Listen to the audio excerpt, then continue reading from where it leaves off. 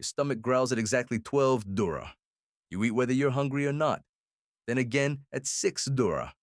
Same story.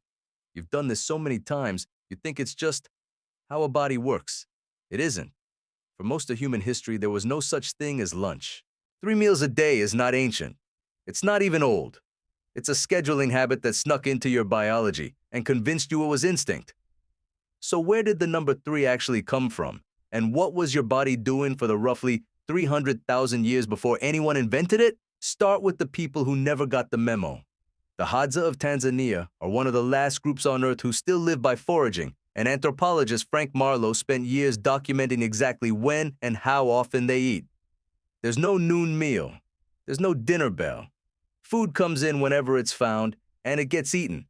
Then sometimes, in one sitting, sometimes, across several small ones, spread through the day. Meals aren't scheduled. They're triggered. By a fruiting tree, by a beehive, by a kill. That alone should make you suspicious of your own kitchen clock. But it gets stranger. Anthropologists Kim Hill and Hillard Kaplan tracked the Ache people of Paraguay and the Hiwi of Venezuela, two groups whose diets researchers have used for decades as a window into ancestral human eating. Their data shows something almost nobody expects. Hunter-gatherers often go through entire days with very little food at all, followed by days of feast when a large kill comes in. Not 3 squares, not even one steady rhythm. Feast, then famine, then feast again, and the body was built to handle exactly that. Here's the part that should really land. Your pancreas, your liver, your fat cells. They're not designed for a steady drip of food every 4 to 6 hours. They're designed for unpredictability, for gaps, for a body that can run for hours, sometimes days, on stored fuel instead of a fresh delivery. The 3-meal grid you live on isn't your biology talking. It's your biology being overridden. So if this isn't ancient, when did it start? You're probably picturing this as a slow natural evolution, humans gradually settling into a sensible eating pattern over thousands of years.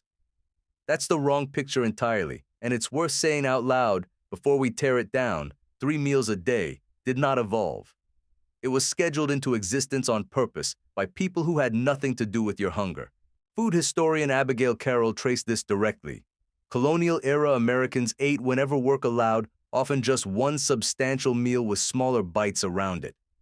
The rigid 3-meal structure only crystallized with the Industrial Revolution when factory shifts demanded synchronized eating: a set breakfast before the whistle, a set lunch break mid-shift, a set dinner after the workday ended.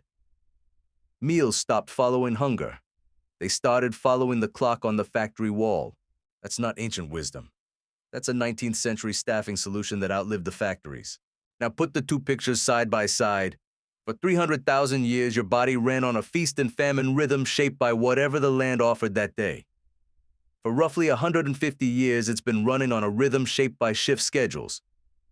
One of those numbers is not like the other. Let's reconstruct what an actual day looked like deep in that first rhythm. You wake with the light, not an alarm. There's a specific silence right before dawn. No birdsong yet, just the low hush of wind moving through dry grass, and in that silence, your stomach is already empty because it was empty most of yesterday, too. You move. Foraging isn't a meal plan, it's a search. And a search takes hours before it pays off. Maybe you find roots by mid-morning and eat there standing, dirt still on your hands. Maybe the group brings down something bigger that afternoon, and suddenly there's more meat than anyone can eat in one sitting, so everyone eats until they're full because tomorrow might bring nothing at all. There is no dinner table. There is only found it, ate it, moved on.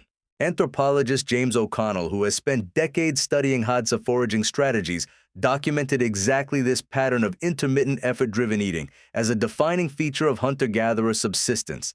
Not a hardship, but a stable functioning system that shaped human metabolism for the vast majority of our species' existence. Here's the twist that flips everything you thought you knew. Skipping meals isn't the deviation.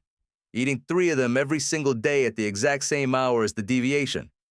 Your body isn't malfunctioning when a meal is late and your stomach growls, and it isn't disciplined when you eat right on schedule, whether you're hungry or not.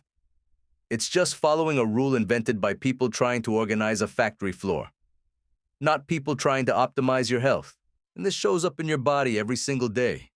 Ghrelin, the hormone that makes you feel hungry, doesn't naturally spike at noon. Because noon is special.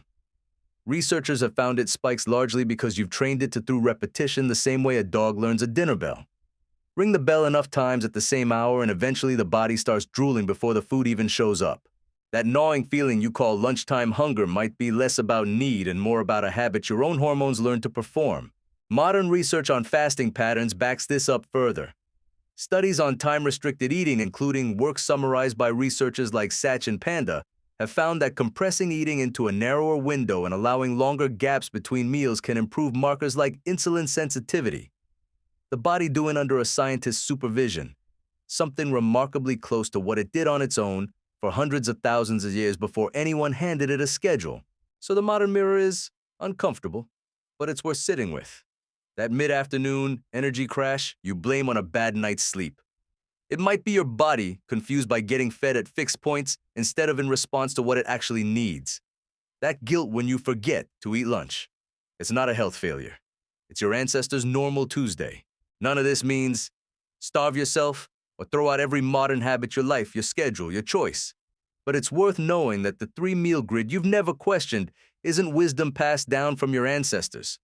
It's a factory bell that outlived the factory, still ringing in your stomach 150 years later. Your stomach growls at exactly 12 Surero. This time you'll know exactly why, and it isn't your body. It's the clock.